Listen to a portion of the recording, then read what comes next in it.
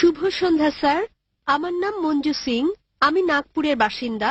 আমি বেদের ব্যাপারে একটি প্রশ্ন করতে চাই, কারণ আমি বিশ্বাস করি বেদ হিন্দু ধর্মের মূল ধর্মগ্রন্থ। তাই আমি জানতে চাই, আপনি বিভিন্ন ধর্মগ্রন্থের অভিন্ন দিকগুলো তুলে ধরছেন যা অন্যান্য ধর্মগ্রন্থে একই রকম, কিন্তু কেন আপনি অমুসলিমদের কাছে সেসব দিকগুলো তুলে ধরছেন না যেগুলো পরস্পর সাংঘর্ষিক কিংবা যেগুলো পরস্পর বিপরীত?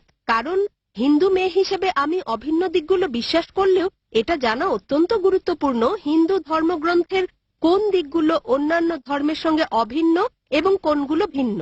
বোন খুব সুন্দর একটা প্রশ্ন করেছেন।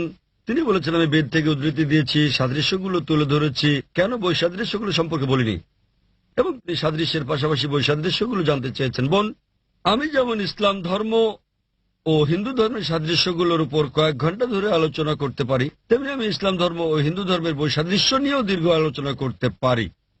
তবে আমার সাদৃশ্য নিয়ে কথা বলতে পছন্দ হওয়ার কারণ, কোরআনে আমার স্রষ্টা আল্লাহ সুবহানাহু ওয়া তাআলা আমাকে সেই উপদেশই দিয়েছেন।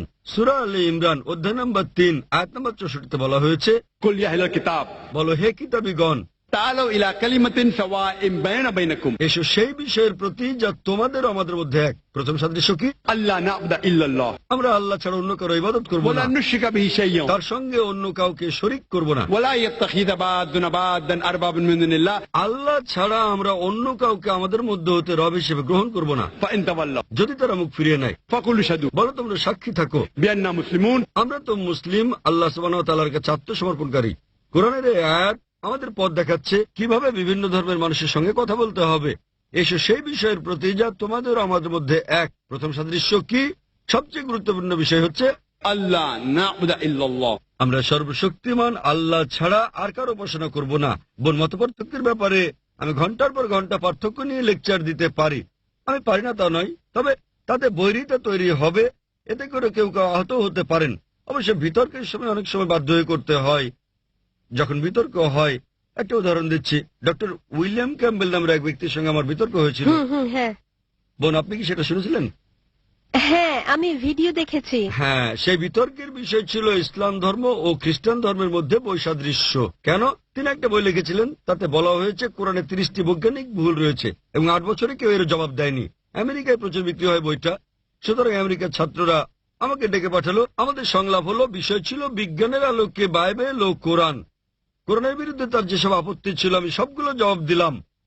আমি বাইবেল থেকে 38টি বিষয় উল্লেখ করলাম যে বিজ্ঞানের বিপরীত। তিনি এর একটির জবাব দিতে পারলেন না। তাই এই বিতর্কে আমাকে এই কাজটা করতে হয়েছিল। যদি কোনো হিন্দু পণ্ডিতের সঙ্গে আমার বিতর্ক হয়, যদি তিনি বলেন বেদ পুরোপুরি বৈজ্ঞানিক, তখন অবৈজ্ঞানিক কথাগুলো আমি বলতে পারি। তবে যদি আমি বৈসাদৃশ্য নিয়ে কথা বলি, হতে পারে তখন আপনি মনক্ষুণ্ণ হবেন। সেজন্য যদি আপনি আরো গভীরে যেতে চান, তাহলে আইআরএফ এর কাছে প্রশ্ন রাখতে পারেন। আমরা আপনাকে সব রকম তথ্য দেব। তবে জনসমক্ষে নিতান্ত বাধ্য না হলে ব্যক্তিগতভাবে আমি বৈপরীত্য নিয়ে আলোচনা করতে চাই না।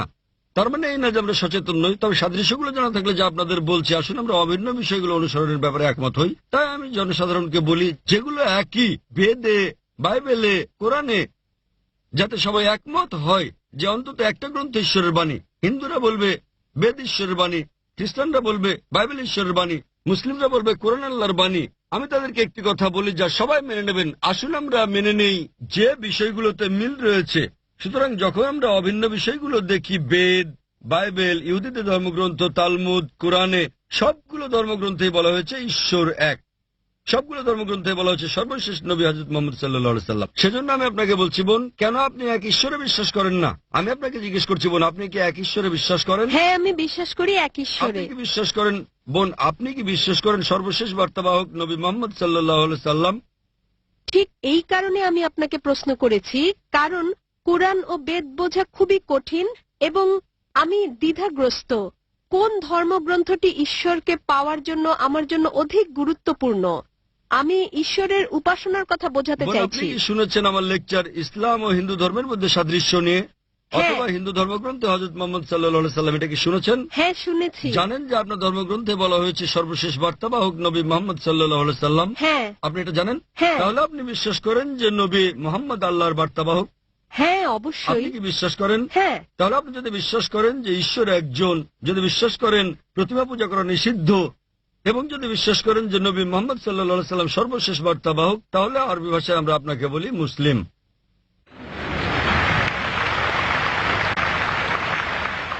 বোন, আপনি কি এক ঈশ্বরে বিশ্বাস করেন? হ্যাঁ, আমি এক ঈশ্বরে বিশ্বাস করেন করি। প্রতিমা পূজা নিষিদ্ধ? হ্যাঁ। আপনি কি বিশ্বাস করেন ঈশ্বরের কোনো আকৃতি নেই? হ্যাঁ। কেউ বিশ্বাস করেন যে মোহাম্মদ সাল্লাল্লাহু সাল্লাম ঈশ্বরের বার্তাবাহক, সুতরাং যতটা আপনি অগ্রসর হয়েছেন, বেশি দূর না গেলেও এটা বিশ্বাস করেছেন যে আল্লাহ ছাড়া কোনো উপাস্য নেই এবং নবী মোহাম্মদ তার বার্তাবাহক, একথা স্বীকার করে পরোক্ষভাবে আপনি মুসলিম হয়ে গেছেন। মুসলিম মানে যে নিজেকে আল্লাহর কাছে সমর্পণ করে। আপনি নিজেকে সমর্পণ করছেন? জানি পরোক্ষভাবে আমি একজন মুসলমান। যদি বেদ ও হ্যাঁ। কুরআন একই কথা বলে থাকে তাহলে হ্যাঁ। আমি আপনি পরোক্ষ হলেও কোনো সমস্যা নেই। পরোক্ষ হলেও স্বাগতম, প্রত্যক্ষ হন বা পরোক্ষ, আপনাকে আমরা স্বাগত জানাই।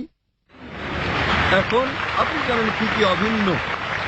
এখন যদি বেদ বলে যে সর্বশেষ পয়গম্বর মোহাম্মদ সাল্লাল্লাহু আলাইহি সাল্লাম এবং তাকে অনুসরণ করেন, তাহলে আপনি নবী মোহাম্মদকে অনুসরণ করে পরোক্ষভাবে বেদকেই অনুসরণ করছেন। তাহলে আপনাকে হ্যাঁ। জানতে হবে নবী মোহাম্মদ কি বলেছেন, তারপর আপনাকে পড়তে হবে হাদিস। তবে ধীরে ধীরে, তা আপনি এখন নার্সারিতে, তারপর জুনিয়র কেজি, তারপর সিনিয়র কেজি, তারপর প্রথম শ্রেণী, এভাবে দশম শ্রেণীতে উঠবেন। কিন্তু আপনি ভর্তি হয়েছেন কিনা আমি জানতে চাই। আপনি কি একমত যে আপনি মুসলিম? মুসলিম মানে যে নিজের ইচ্ছাকে আল্লাহর কাছে সমর্পণ করে দেয়। কেন এটা গুরুত্বপূর্ণ যখন কেউ এক ঈশ্বরে বিশ্বাস করে তাকে মুসলমান বলা? হ্যাঁ, কেন? মুসলিম মানে এমন ব্যক্তি নিজের ইচ্ছাকে যিনি আল্লাহর কাছে সমর্পণ করেন, এবং আল্লাহর কাছে আত্মসমর্পণের গুরুত্বপূর্ণ দিক হচ্ছে এক ঈশ্বরে বিশ্বাস করা, মূর্তি পূজা নিষিদ্ধ বিশ্বাস করা এবং নবী মোহাম্মদকে বার্তাবাহক বলে বিশ্বাস করা। যদি আপনি কথা বলেন, তার মানে আপনি নিজেকে সমর্পণ করতে সম্মত এবং এতে সময় লাগবে। এরপর আপনি স্ট্যান্ডার্ড 1-এ উঠবেন। ধীরে ধীরে আপনি জানতে পারবেন রোজা রাখার ব্যাপারে, দান করা, ডাকাতি না করা, চুরি না করা, এগুলো একে একে আসবে। কিন্তু আপনি সমর্পণ করতে সম্মত কিনা সেটা গুরুত্বপূর্ণ, এবং নবী মোহাম্মদের শিক্ষাগুলো মেনে চলতে সম্মত কিনা আপনার কাছে জানতে চাই আমি, বোন। হ্যাঁ, রাজি। তাহলে কি আপনি শাহাদা পাঠ করবেন? শাহাদা মানে আপনি আরবিতে বলবেন যে আল্লাহ ছাড়া কোনো উপাস্য নেই এবং নবী মোহাম্মদ তার বার্তাবাহক। হ্যাঁ, ঈশ্বর একজন এবং এবং এবং মহানবী মুহাম্মদ সর্বশেষ পয়গম্বর। মাশাআল্লাহ, মাশাআল্লাহ বোন, আপনাকে অভিনন্দন। আমি আরবিতে বলবো, আপনি আমাকে অনুসরণ করবেন। আপনি কি জানেন যা আপনি বলছেন সেটা সেই একই জিনিস? তবে আমি জানতে চাই বোন, কেউ কি আপনাকে বাধ্য করছে এটা বলতে? না, কেউ না। কোনো চাপ প্রয়োগ করছে? না। সম্পূর্ণ নিজের ইচ্ছায়। হ্যাঁ। ঠিক আছে বোন, আমি আরবিতে বলবো, আপনি শুনে বলুন।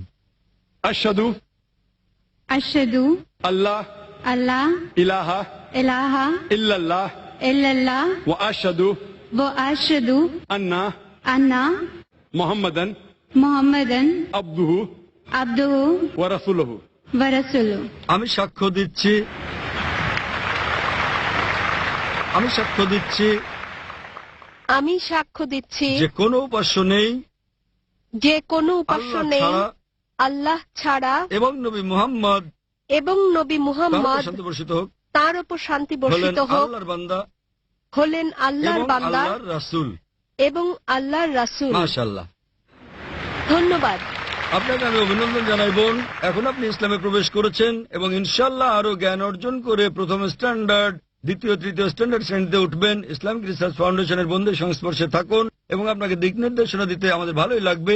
আর যদি কোনো প্রশ্ন থাকে কোরআন সম্পর্কে, ইসলাম সম্পর্কে, আপনি করতে পারেন। হিন্দু ধর্ম সম্পর্কেও কোনো প্রশ্ন থাকলে করতে পারেন। জি। আপনাকে সুস্বাগতম বোন, এবং আমি আল্লাহ তাআলার কাছে দোয়া করি তিনি যেন আপনাকে জান্নাত দান করেন। ধন্যবাদ স্যার।